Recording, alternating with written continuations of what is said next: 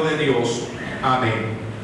Génesis capítulo número 40. Sí, vamos por favor a introducirnos en un nuevo capítulo de este fascinante libro del Génesis. Nos dice en los primeros versículos: aconteció después de estas cosas. Recordemos simplemente que en las enseñanzas anteriores se había mencionado en el capítulo 39 que José ahora se encontraba preso. Recuerde, mi amado hermano, sí, que la mujer de Potifar lo había denunciado como un violador o como un presunto violador. Pero todo esto usted ya lo sabe por la escritura, que fue un falso, una calumnia sobre José. Pero Potifar, esposa de esta mujer, creyó a las palabras de su mujer y tomó a José y lo metió en la cárcel.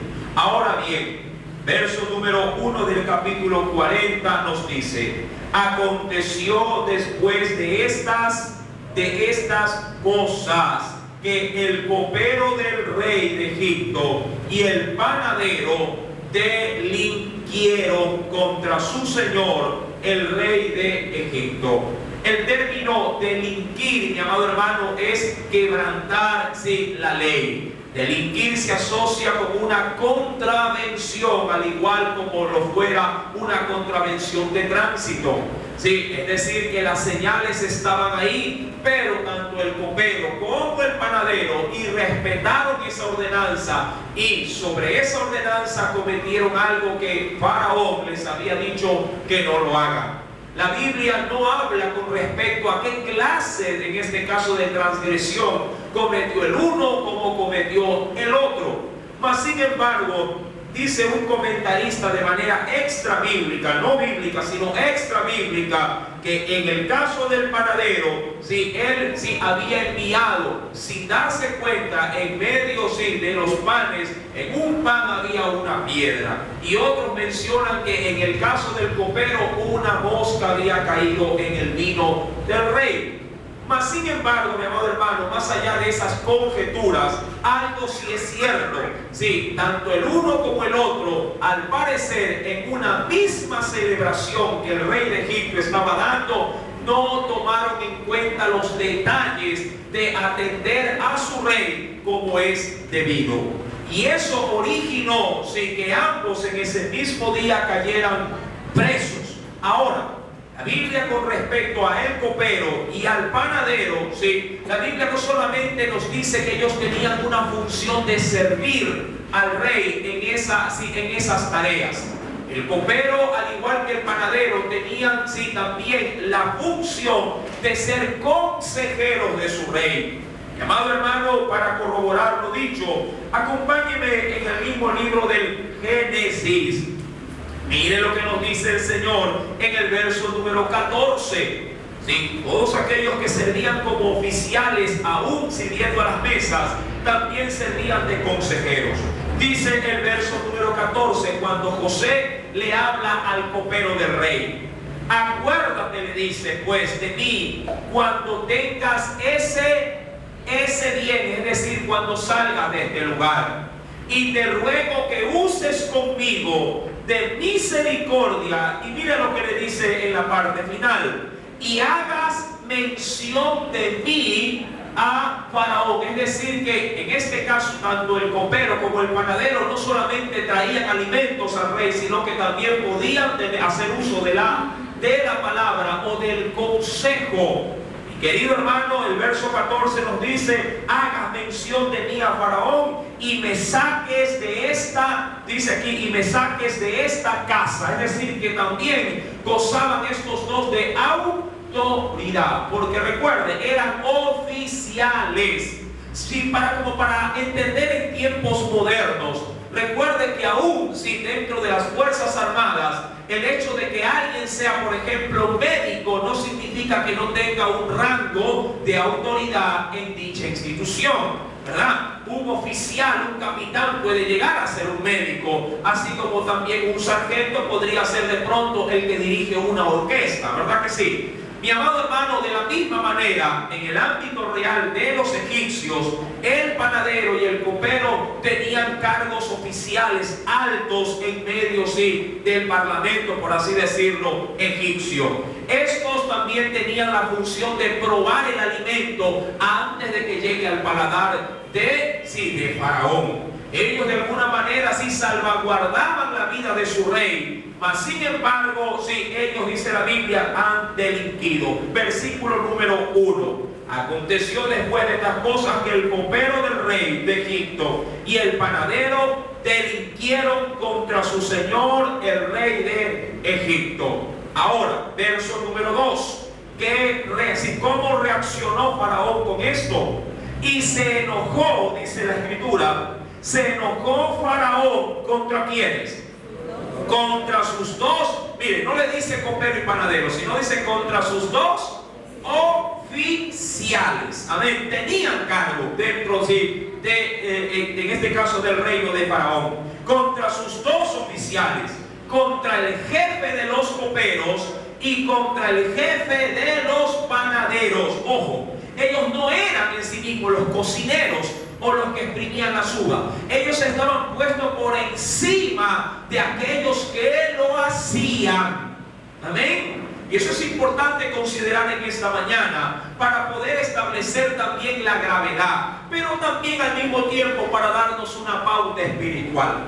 Mucha gente, cuando logra escalar desde abajo y sube de pronto alguna función, el hecho de que suba no significa que las responsabilidades se les haya quitado. Si usted está por encima de algo y usted es responsable de ese algo, cuando lo hagan otros, sí, usted sigue cargando con la responsabilidad. Usted puede delegar de pronto en autoridad funciones. Por ejemplo, en casa, una madre le puede decir a su hija, así que prepare el arroz, pero a la larga quien tiene la responsabilidad de que el arroz salga bien sigue siendo ¿de quién?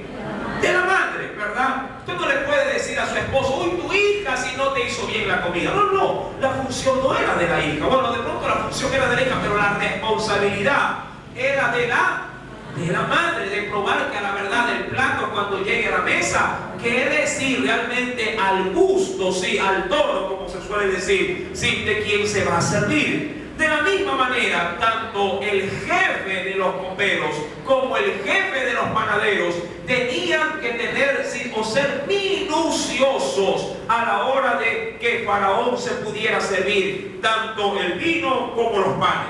Un dato adicional.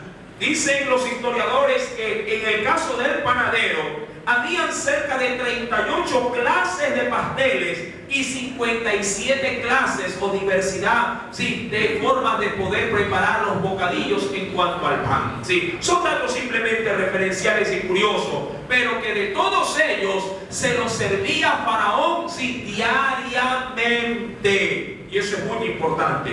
Sí, cuando Faraón iba a la mesa real, había, sí, un buffet tanto de pan y diversidad también, sí, de bebidas, porque tenían la costumbre de hacerlo, no solamente él, sino también los sacerdotes que acudían a los banquetes, sí, reales. Ahora, versículo número 3, nos dice el Señor en su palabra, y los puso como consecuencia de ese enojo. ¿Qué hizo? Los puso en prisión en la casa del capitán de la guardia, en la cárcel donde José estaba preso.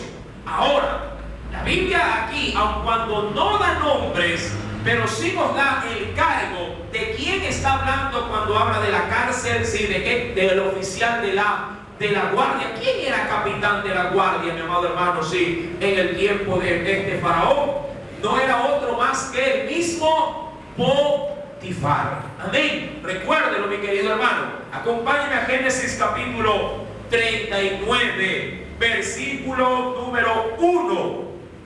Génesis 39, versículo número 1. ¿Ya lo tiene?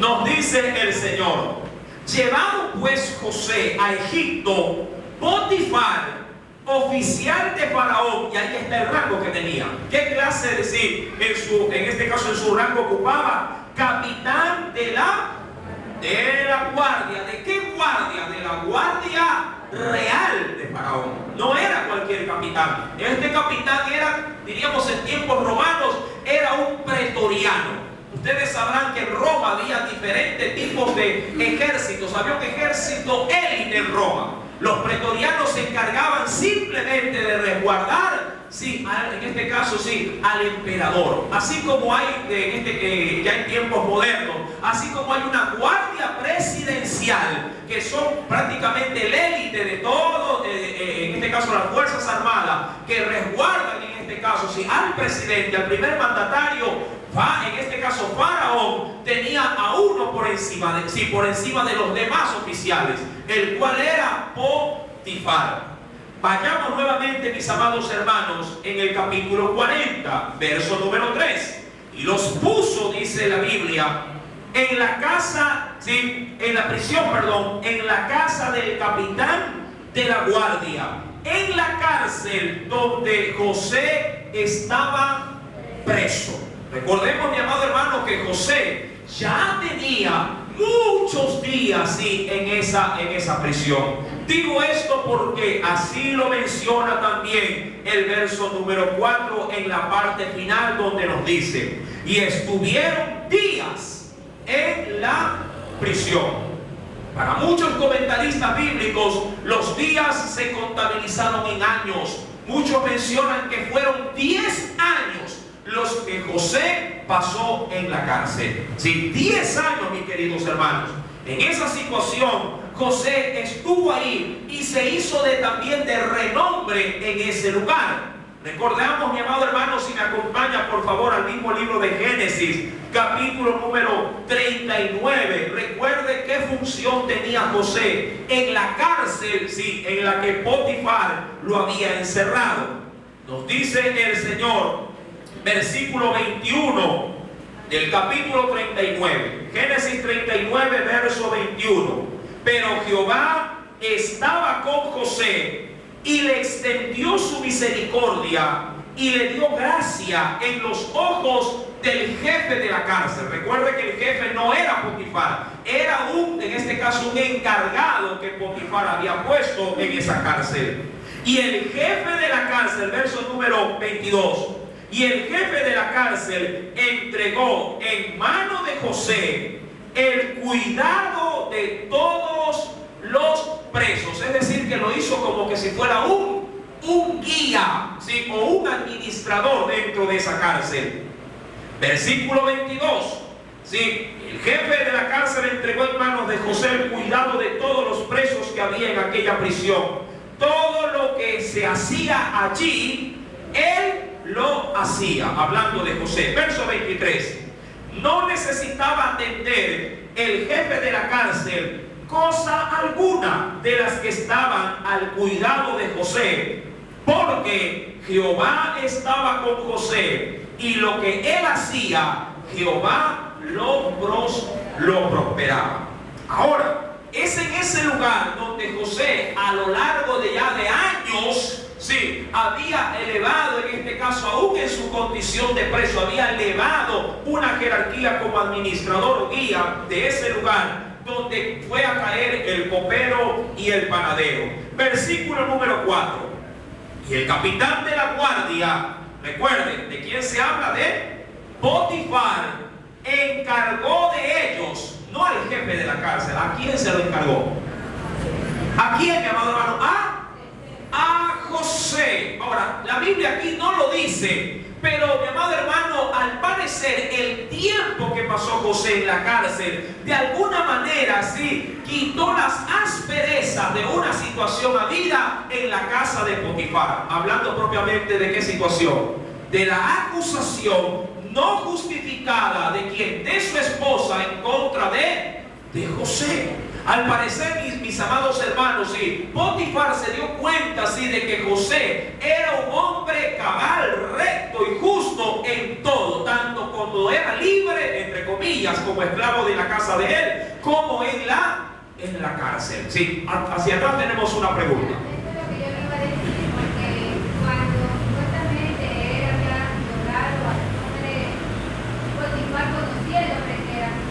Por supuesto.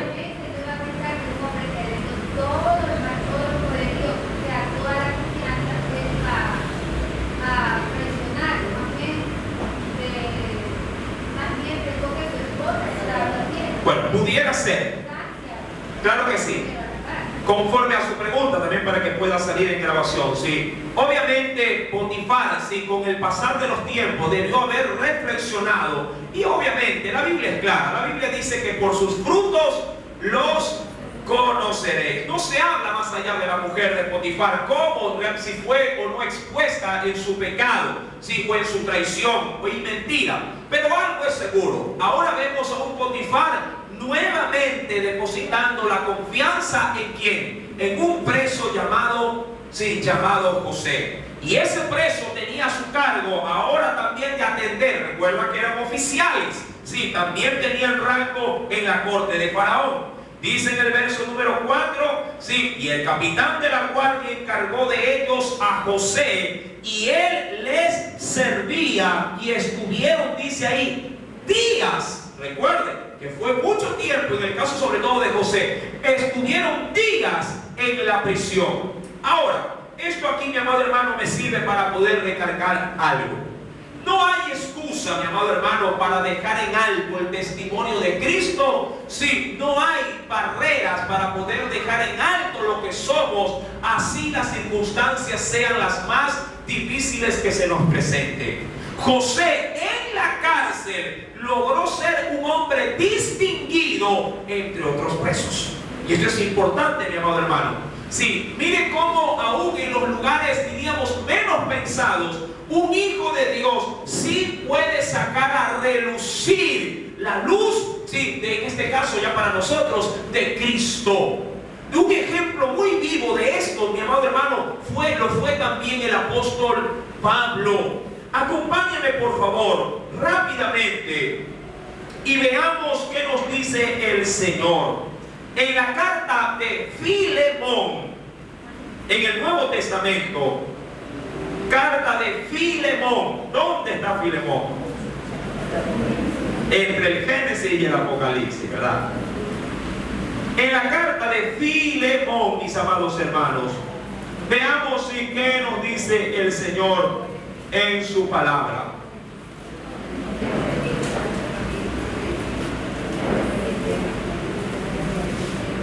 Verso número 13.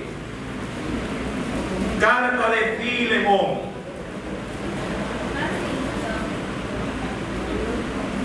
Capítulo número 1.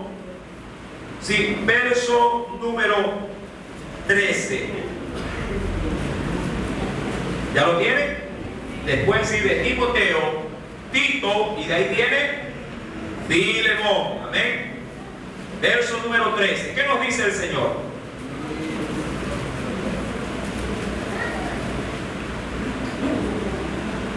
Yo quisiera, está hablando el apóstol Pablo, ¿ya lo tienen? Filemón, capítulo número 1. Sí, yo quisiera retenerle conmigo. Sí, esto está hablando Pablo, sí, en este caso a un hijo espiritual, sí, llamado Filemón. Yo quisiera retenerle conmigo para que en lugar tuyo me sirviese, ¿en qué?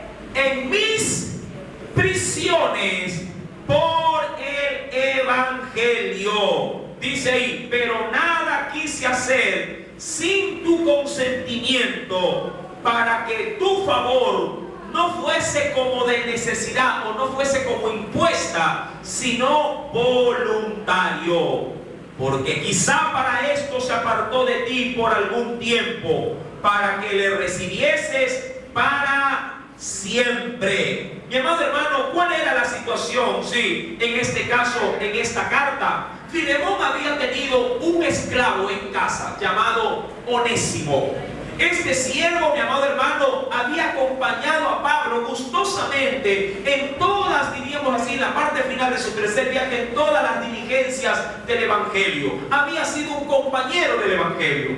Pero cuando Pablo cayó preso, sí, Onésimo también se apegó a él y fue grandemente instruido ya en la cárcel mismo. Mi querido hermano, Pablo estando preso no desperdiciaba bajo ninguna circunstancia el poder seguir edificando al cuerpo de Cristo.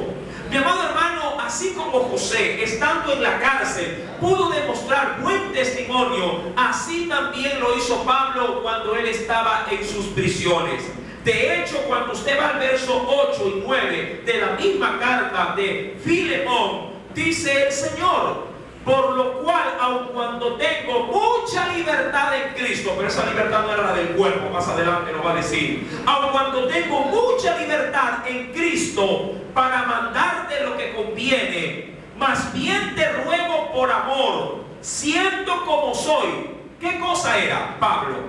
Ya anciano, y ahora además, ¿qué cosa era?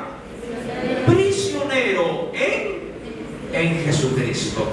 Claro, ya Roma lo había tomado, sí, y ahora estaba, sí, prisionero con guía. Y dicen los escritores, sí, que inclusive tenía cadenas, sí, y grilletes en sus pies. Mi amado hermano, el estar en un lugar, diríamos, no tan gustoso, no significa que la palabra sea detenida. Aún más cuando vamos por favor a la carta de segunda de Timoteo, más atrás de Filemón. Segunda carta de Timoteo, en el capítulo número 2. Segunda carta de Timoteo, capítulo número 2, versículo número 8 y 9. Pablo también nos dice lo siguiente: acuérdate de Jesucristo, ¿ya lo tienen? Del linaje de David, resucitado de los muertos, conforme a mi evangelio. Verso 9: en el cual sufro penalidades, hasta prisiones, a modo de malhechor o de criminal, mas la palabra de Dios no está presa. De hecho, mi amado hermano, muchas de las cartas doctrinales salieron en medio, sí, de esas prisiones. Muchas de estas cartas de las cuales usted se regocija y cobra aliento con las promesas de Dios, salieron de la cárcel, sí, ya que Pablo pasó gran parte de su ministerio en prisiones. Y querido hermano, cuando vamos pues entonces al libro del Génesis, retomemos por favor, sí, esta parte. Libro del Génesis, capítulo número 40. Bien, pues nos dice la Escritura, versículo número 5: y ambos, el copero y el panadero del rey de Egipto, que estaban arrestados en la prisión, tuvieron un sueño, cada uno, dice ahí, cada uno su propio sueño, en una misma noche, cada uno con su propio, ¿qué cosa? Cada uno con su propio significado. Ahora, vaya bien del asunto. Sí, leamos nuevamente, pero con mayor detenimiento para ir separando las circunstancias de este verso. Ambos, el copero y el panadero del rey de Egipto, estaban arrestados, dice ahí, en la prisión. Oiga, hasta ahí comparten una misma, diríamos que una misma celda. Amén. Todos comparten una misma celda y una misma causa por estar presos. ¿Cuál era esa? Habían delinquido, se habían pasado por alto una orden del rey. Verso número 5: estaban arrestados en la prisión, pero también ambos compartieron algo. Dice la Biblia, tuvieron un sueño. En el mismo sentido dice, cada uno su propio sueño, en una misma noche. Yo aquí puedo ver, mi amado hermano, providencia divina. ¿Sí? Aquí en esta circunstancia puedo ver cómo Dios, si trata de, diríamos así, cambiar esta situación crítica, sobre todo en la vida de José, para poder realzar, mi amado hermano, su providencia y darle a conocer al mismo José el poder de Dios, aún en medio de una prisión. Mi querido hermano, dice la Biblia que compartieron en este caso una misma celda. Ambos tuvieron un sueño, pero también dice el Señor en la parte final que en una misma noche lo hicieron, pero que cada uno fue con su propio significado. Y aquí yo quisiera de pronto sacar a relucir algo. Mucha gente dice, mi hermano, yo soñé con tal cosa. Y el otro hermano dice, hermano, yo soñé con algo muy parecido al suyo, pero mucha gente cuando tiene este tipo de sueños lo asocia y dice, ay, puede ser lo mismo, vecina, después a la hora que lo está comentando. Uy, yo soñé tal cosa, yo también. Uy, yo creo que es esto, y dice, es verdad, yo también creo que es eso. Y se van por ahí. Mi amado hermano, el asunto de los sueños o de las visiones o de algún tipo, diríamos así, de algo sobrenatural que uno pudiera experimentar, solamente en Dios se encuentra el poder darle, en este caso, a conocer su significado. No hay un libro, mi amado hermano, aun cuando lo venden. No hay un intérprete, aun cuando hay muchos que se anuncian hasta por la prensa escrita, quienes puedan interpretar, en este caso, las cosas ocultas que solamente le pertenecen a nuestro Dios. Los sueños son, mi amado hermano, de interpretación divina, y solamente a quienes Dios les faculta el poder dar a conocer todo esto, diríamos, es realmente sí que se puede recibir como una interpretación real. La Biblia, mi amado hermano, nos dice lo siguiente. Acompáñeme, por favor, en el libro de Daniel, en el capítulo número 2. Libro de Daniel, en el Antiguo Testamento. Libro de Daniel, capítulo número 2. Recordemos un texto que lo leímos en su debida oportunidad en el estudio de este libro. Versículo 27 y 28. Daniel capítulo 2, verso 27 y 28. ¿Qué nos dice el Señor?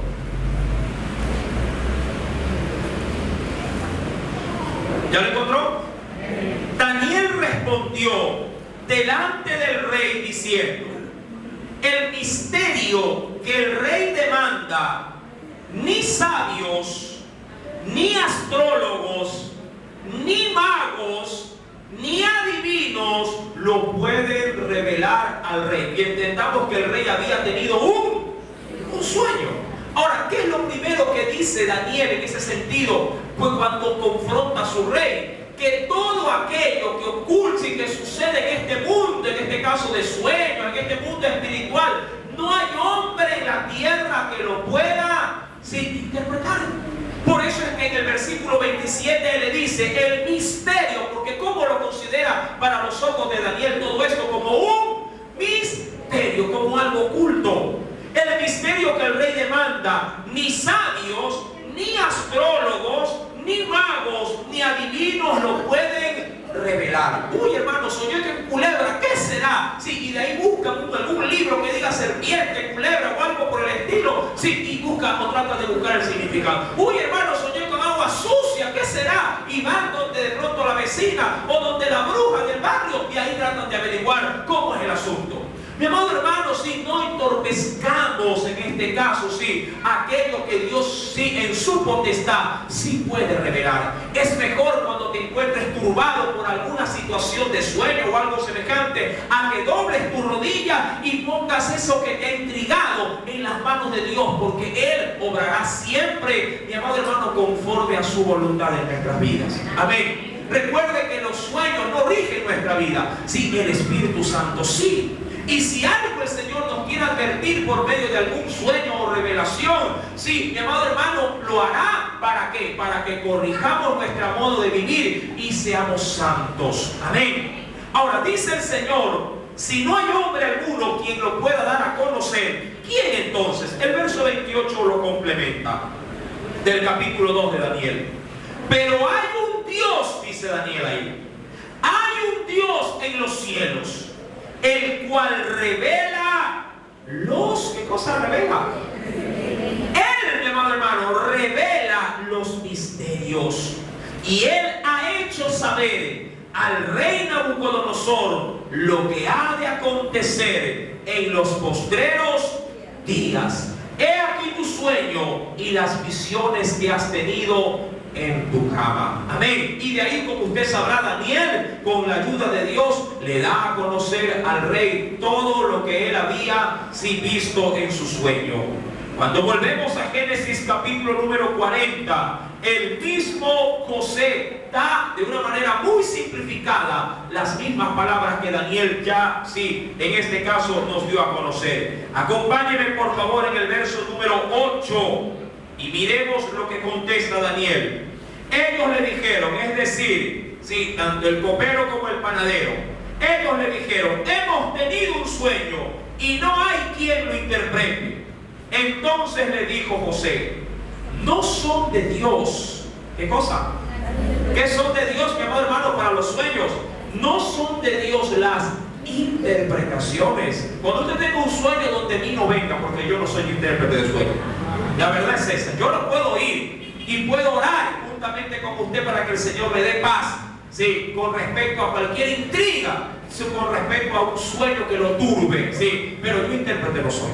Amén. Sí, yo en ese sentido, cuando hay algo, sí, que sucede en ese ambiente, yo le digo, mejor oremos al Señor, meditemos en lo que Dios le ha puesto en su corazón, sí, y busquemos su rostro. Si le ha mostrado a alguien, a algún familiar, de pronto haciendo algo equívoco en ese sueño, trate de acercarse a su familiar, predíquele de Cristo, predíquele de la salvación y del perdón, y verá cómo su alma se va a sentir tranquila y en paz. Amén. Yo creo que es lo mejor. Pero mi amado hermano, hay algo que es seguro. Venga la palabra, sí, la cual la Biblia dice que es inspirada por Dios y es la palabra profética más segura, a la cual hacemos bien el oír, sí, y el poner, mi amado hermano, en obra. Cuando vamos pues a Génesis capítulo 40, en el verso número 5, me encanta, dice en el versículo número 5, y ambos, el copero y el panadero del rey de Egipto, estaban arrestados en la prisión, tuvieron un sueño cada uno, su propio sueño en una misma noche, pero cada uno con su propio significado. Ahora, con este escenario, Dios preparó un terreno que, por cierto, si usted está desapercibido, lo deja pasar por alto. Pero si usted está apercibido de las cosas espirituales, usted, mi amado hermano, toma la oportunidad y saca a relucir, mi amado hermano, sí, en este caso, el nombre de su Dios. Ahora, verso número 6, recuerden, ¿qué función tenía José en la cárcel? Él era era un prisionero más, pero aparte tenía, ¿qué cosa había instalado ser? Un administrador dentro de la cárcel. Amén, un guía. Versículo número 6.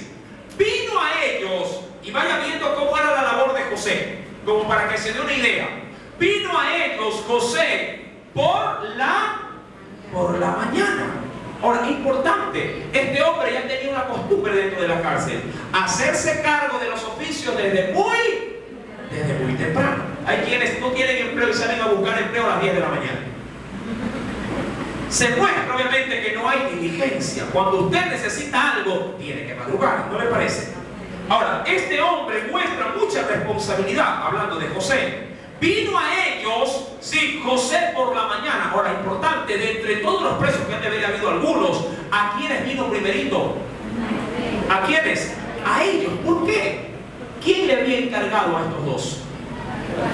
El capitán de la guardia, el cual era, ¿quién? Potifar.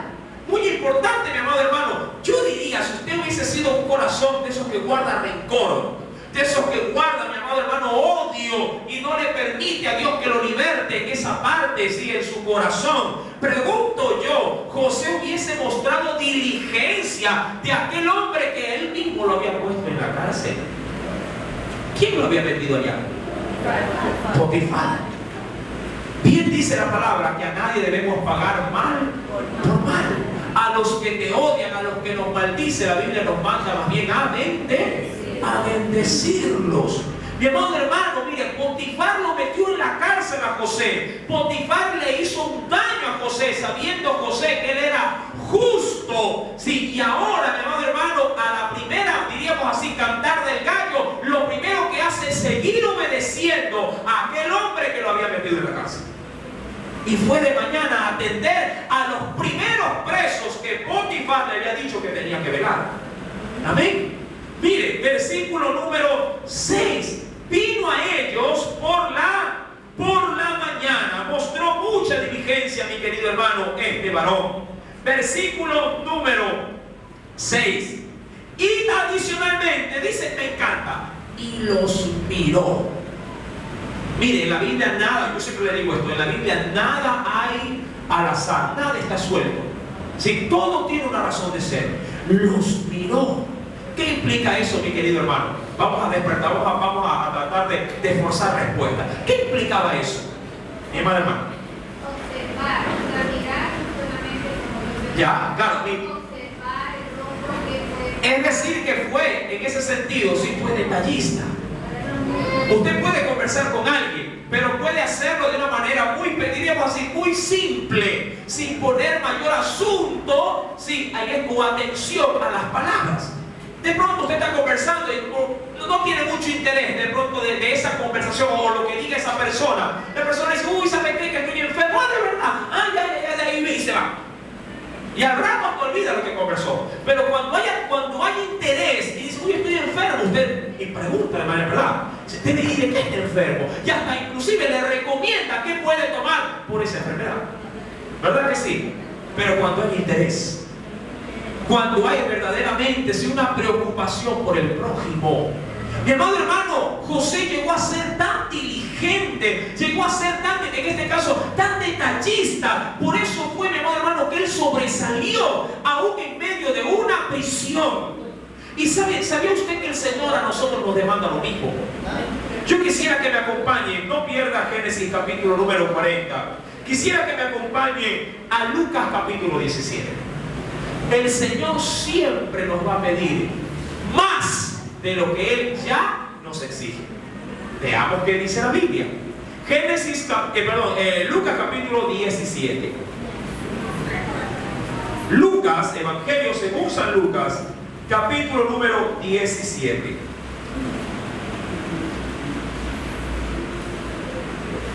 ¿Ya lo tiene? Vaya al verso 7. Ya desde el prefacio usted puede ir viendo de qué se trata. ¿Qué dice en el prefacio? El deber del siervo. Y eso sí es muy cierto. Recuerde, todos los que estamos aquí, incluido yo a la cabeza y primerito, somos para el Señor, ¿qué cosa somos? Siervos. En el griego el término siervo significa doulos y es esclavo. ¿Sí? Así que no diga de pronto dentro, ay, soy siervo de Dios como algo grande. No, es esclavitud. Amén. Todos aquí somos esclavos. Ahora, dice el Señor estaba dando una preciosa palabra en medio de mucha gente. Verso 7. Lucas capítulo 17, verso 7. ¿Quién de vosotros, nos da una comparación, teniendo un siervo, es decir, un esclavo que ara, es decir, que sale al campo a trabajar arando el territorio, el terreno, o apacienta ganado, al volver él del campo, luego le dice, pasa, siéntate a la mesa? Ahora, algo curioso. Cuando usted, por ejemplo, ¿y cuántos trabajan acá? Para otros. Es decir, son empleados. Yo creo que la gran mayoría, pocos tienen de pronto el privilegio de ser sus propios, en este caso, sus propios jefes, ¿no? Pero los que trabajan para otros, mis queridos hermanos, y son contratados para ese trabajo, mi amado hermano, salen a hacer sus jornadas. Y cuando quiero en este caso ponerlo de una manera un poquito más pragmática, en el caso de las mujeres, cuando terminan de trabajar, mi querido hermano, y retornan a la casa, no solamente pueden llegar a la casa y decir, uy, ya vengo trabajando, y se tiran a la cama a dormir. No. Cuando ellos llegan a la casa, inmediatamente lo primero que hacen es dirigirse con uniforme y todo, ¿a la qué? A la cocina. ¿Claro? ¿Sí se ha dado cuenta, no? Y en la cocina comienza la tarea, es decir, ya viene trabajando. Viene a la cocina, trabaja en la cocina, y luego de que cocina, tampoco se vuelve a la cama a descansar. Luego de eso comienza a servir y a atender hasta que coma hasta el último. El panzoncito de marido también. El cual cuando viene del trabajo, ¿qué busca? Ese sí busca la caca. ¿Verdad? Con cariño, por si acaso, panzoncito, ¿no? Lo atiende, y la mujer, por lo general, es la última en comer. Y luego de que come, no se va a la cama. se queda con los platos sucios. ¿Verdad? O sea, vaya viendo, mi amado hermano, cómo es a la verdad, sí, la función por la cual el Señor, con Lucas 17, a dónde nos quiere introducir, mi querido hermano. Una pregunta por ahí. Generalmente nosotros las mujeres somos las únicas que vienen a acostarnos. Nosotros Sí. también vemos algún delirio. Sí. Yo lo sé, yo también tengo mi esposa, hace lo mismo. Sí. Dice la Biblia. Sí. Aquí, por ejemplo, José era el último, el primero en mandarse y tal vez el último en acostarse. Por supuesto, como administrador, claro que sí. Como administrador. Dice que todo eso tiene un porqué. O sea, las cosas no son casuales, no son de casualidad. Hay un porqué para todo. Entonces, es algo que José nunca resolvió. Por supuesto, es que eso es lo ideal y eso es lo que queremos complementar con Lucas 17. Ahora, leamos. ¿Qué dice el Señor Jesús? Miren que le está hablando a los suyos. ¿Quién de vosotros, teniendo un siervo que ara o apacienta ganado, al volver él del campo, luego le dice, obviamente el jefe, ¿no? O el dueño, o el amo, pasa, siéntate a la mesa? No, dice el verso número 8, no le dice más bien, prepárame la cena, cíñete, es decir, cámbiate de ropa, arréglate y sírveme hasta que haya comido y bebido, y después de esto come y bebe tú. Ahora, verso 9, ¿acaso lo complementa, lo pone más al extremo? ¿Acaso da gracias al siervo porque hizo lo que se le había mandado? Es decir, ¿acaso cuando alguien hace todo esto, dice, mamá, gracias porque me has hecho, gracias porque estás lavando mi ropa, gracias porque me estás atendiendo? ¿Qué marido agradece a su mujer por esto? ¿Verdad que ninguno? Nadie, mi amor hermano. Y a veces la esposa lo hace todo esto y hasta enferma. ¿Verdad? El marido le pica un cosquito y se cae en cama con suero. A la mujer le pica una serpiente y sigue trabajando, mi amado hermano, con el suero en la mano. Mis queridos hermanos, dice ahí el Señor, porque quiero aterrizar este asunto en esta parte. Dice ahí el Señor en la parte final del verso 9, pienso, dijo él, pienso que no. Así también, y aquí sí nos raya toditos. Así también vosotros, cuando hayáis hecho, ojo, mucho ojo, cuando hayáis hecho, es decir, que a Dios le encanta que su pueblo practique la palabra, no que piense en la palabra solamente. Cuando hayáis hecho, es decir, cuando hayáis puesto por obra lo que yo te ordeno como amo, siendo tú que eres mí, que somos para el Señor. Dígalo de una manera más, diría yo, más entendible. Esclavos. Uy, Señor, ya fui a predicar. Gracias, Señor. Si ya hice, en la noche ya no vine al culto. ¿Por qué? Porque ya pensó que él, siendo siervo, esclavo, no siervo, esclavo, sí, como ya hizo, entonces ya. Ahora sí, Señor, tienes que bendecir. Ya hice. ¿Qué dice el Señor? Que en la parte final del verso 9, ¿qué dijo el Señor? En la parte final, en la frase final, ¿qué dice? Pienso que no. Que no. ¿Por qué, mi amado hermano? Porque el Señor siempre, recuerde eso, este es un texto también muy conocido. El Señor recoge, el Señor cosecha donde no siembra. Es decir, que el Señor siempre va a pedir más y más de aquellos que son sus hijos. Siempre, mi querido hermano. Sí, así como una madre, y tomo la referencia de la madre en casa porque es algo que los palpamos día a día. Ya la gente viene a un culto y al otro ya no viene. Porque ya piensa que ha hecho mucho. Piensa que él como hijo de Dios ya dio, ya está. Ahí ya, hasta ahí me quedé. Ya fui a la oración de ese día, ya al otro ya no voy. Ay, me he cansado.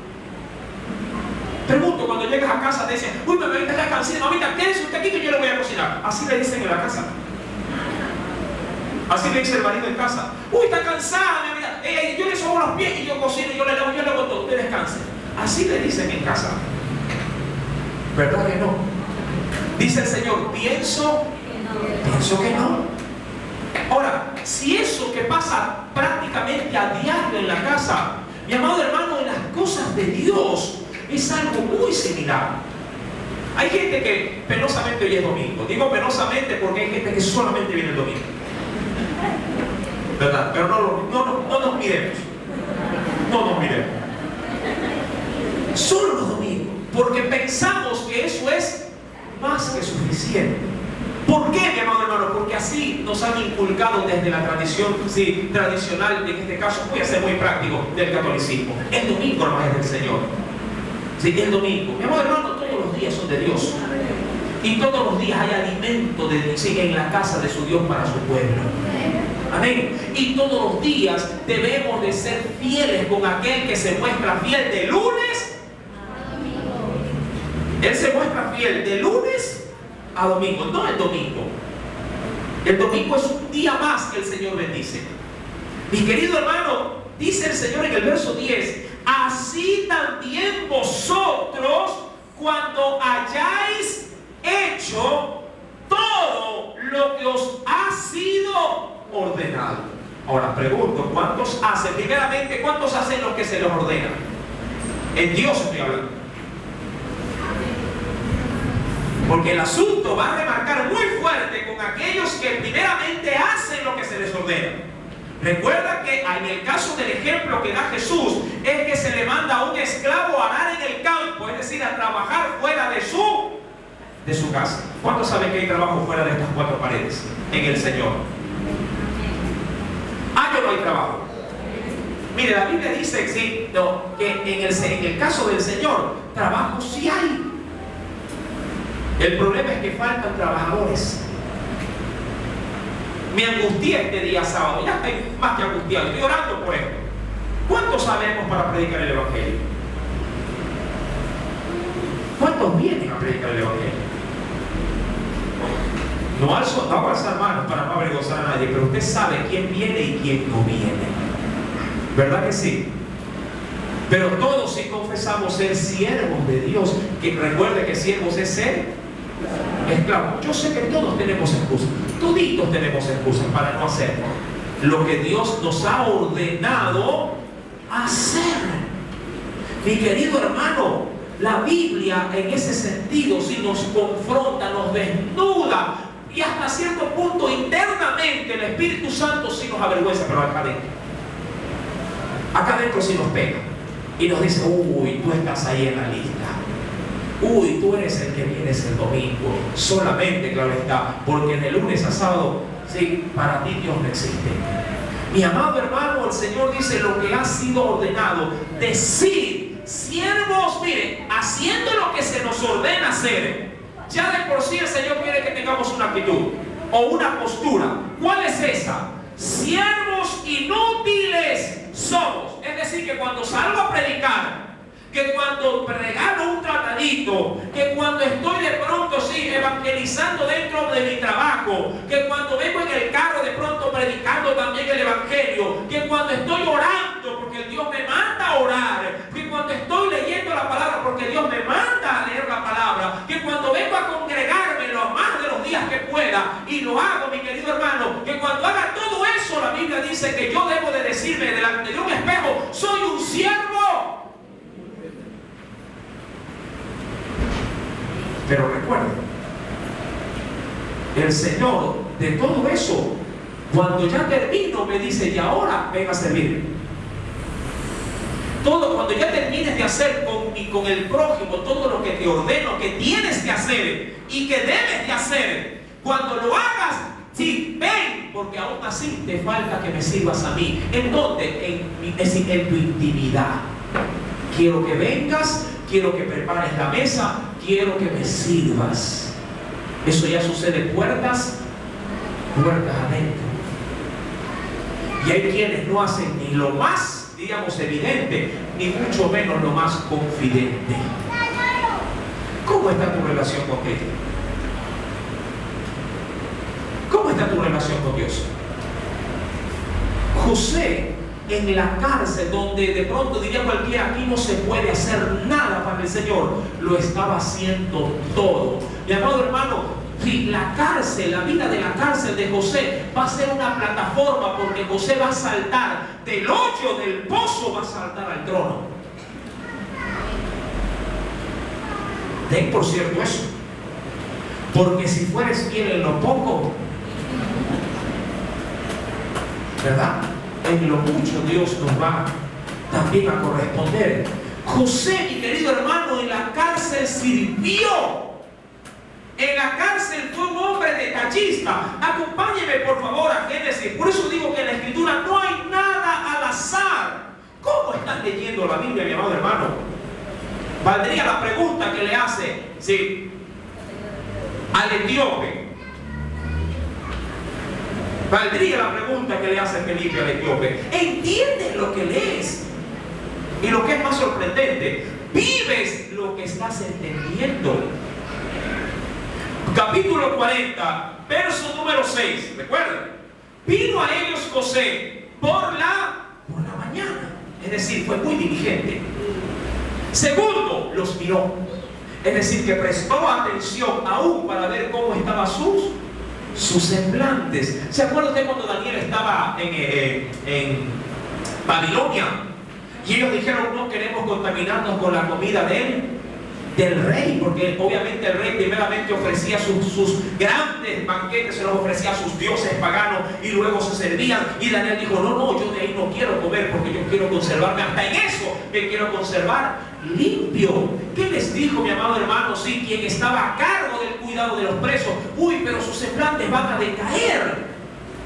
Y si el rey mira que ustedes están más pálidos que los demás, a mí me van a matar.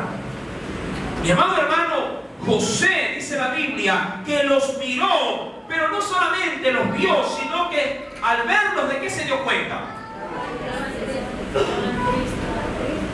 Y yo pregunto, si José hubiese sido solamente alguien de los que hace su función hasta donde se les pide, ¿usted cree que José? Sí, porque a José se le mandó a cuidar de estos hombres, pero ¿para qué?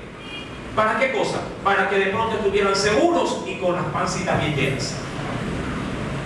Y hubiera dicho: ya, ahí están. Tú me los diste vivos, te los devuelvo. Y más gordos también. ¿Verdad que sí? Pero no. José fue más allá todavía. No solamente que los miró, sino que los vio que estaban, ¿qué cosa? Triste, mi amado hermano. Tú te fijas cómo vienen tus hermanos. Te preocupas aún cuando su semblante está decaído, o eres de aquellos que no te interesa cómo está tu hermano. Oiga, si esto pasa hasta en la casa, y ahí sí voy a pegar y doble. Tu mujer se levanta cabizbaja y a ti te da lo mismo como se haya levantado. La ves llorando, está loca, dice, y sigue. Tus hijos con cara de preocupación al querer de ti algo más, que estés de pronto atendiendo lo que estés apercibido, porque quieren conversar algo, pero como andas apurado por ganarte $1 más en el día, no te interesa. Están tristes.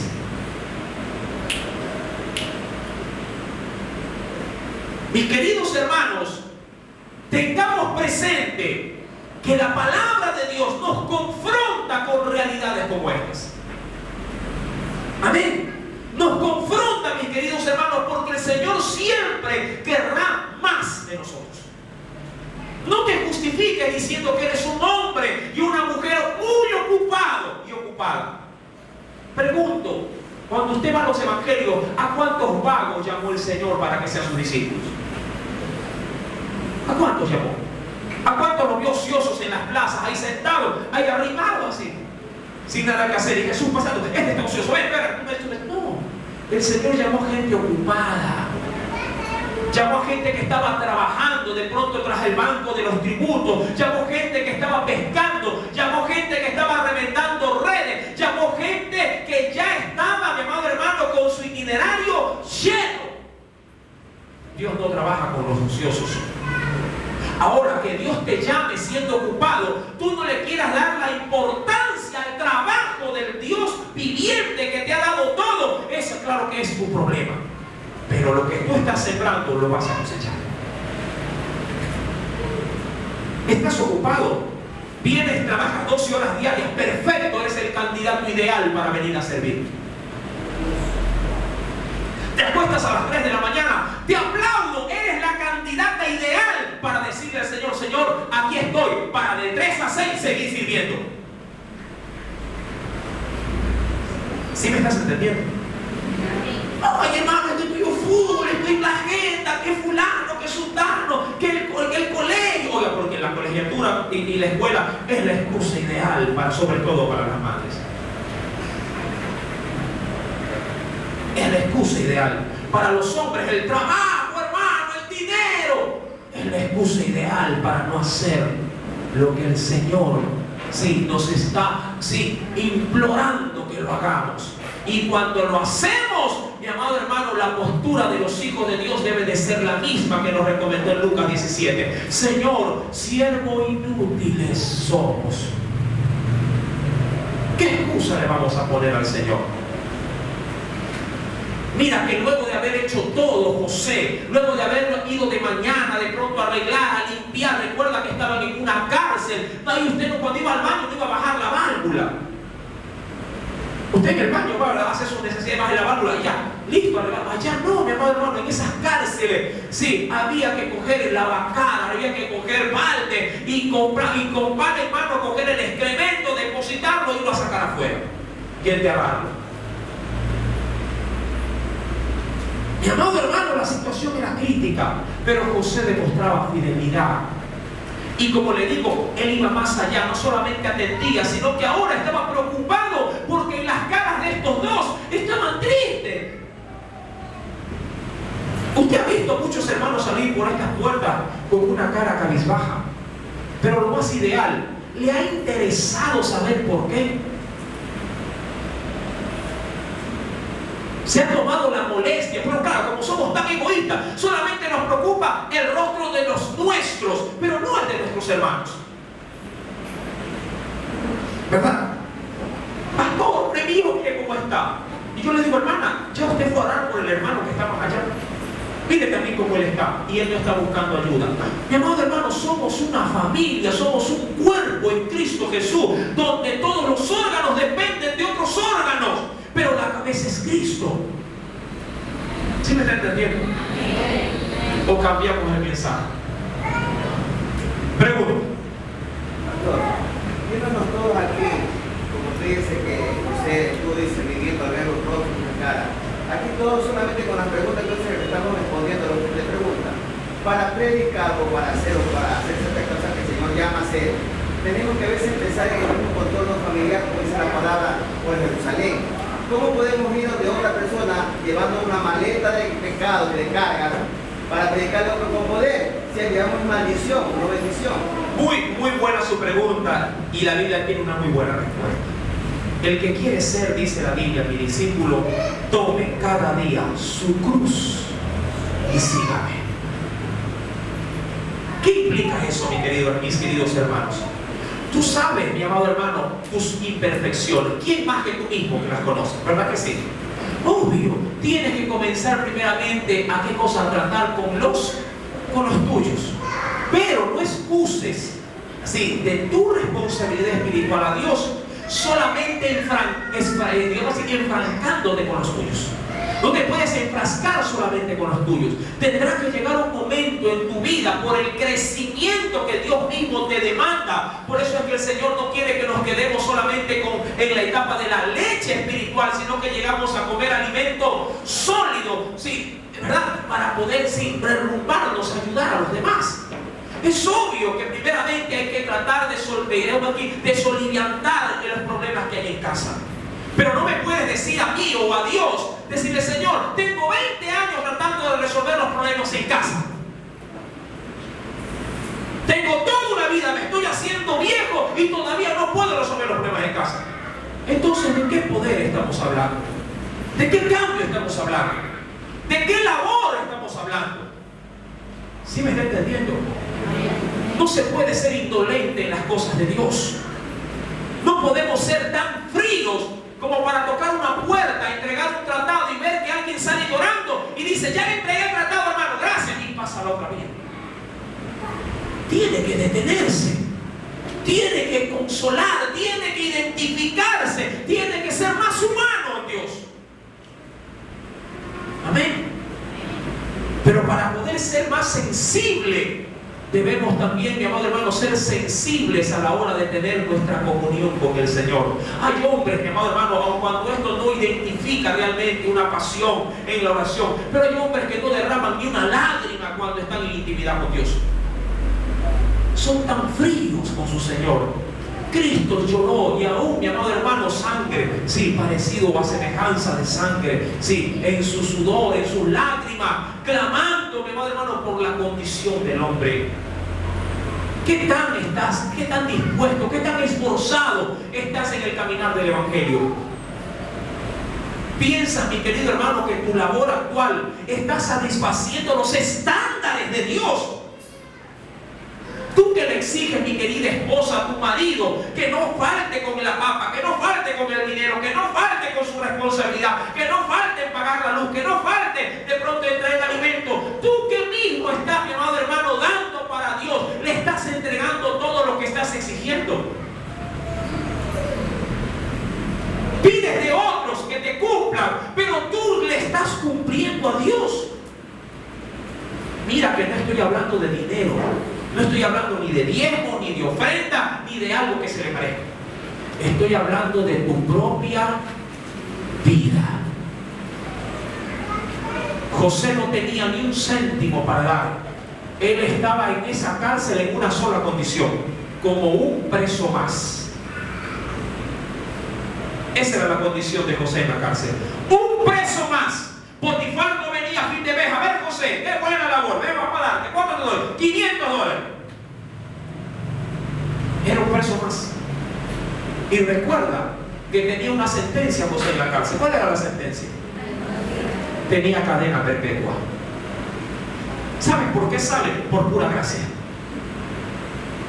¿Por qué? Porque a Faraón le da otro sueño y el Señor, sí, toca la mente de quien, de un copero, y le dice, ah, cierto, me acordé como que hace 10 años atrás alguien me predicó, alguien me habló acerca de que un Dios puede revelar lo que tú estás teniendo. Si Dios no hubiera movido sus hilos, mi querido hermano, José hubiese muerto en la cárcel. Aleluya. Gloria a Dios. Pero hay quienes están muriendo en casa y no sirven. Hay quienes están muriendo en un trabajo y no sirven. Hay quienes están muriendo en sus propias agendas diarias y no están cumpliendo los estándares de Dios. ¿Sí me estás escuchando? Mi amado hermano, lo que Dios quiere de ti va más allá de tus ingresos. Va más allá de lo que tú haces.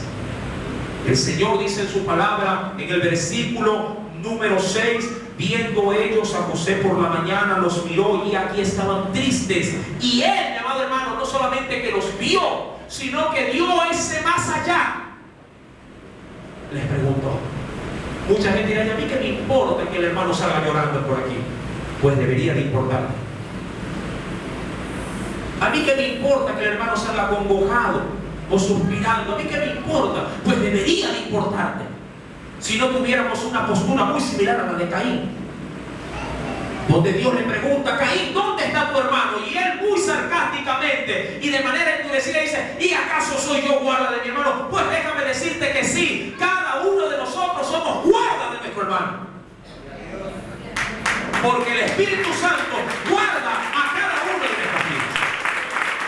Claro que lo somos.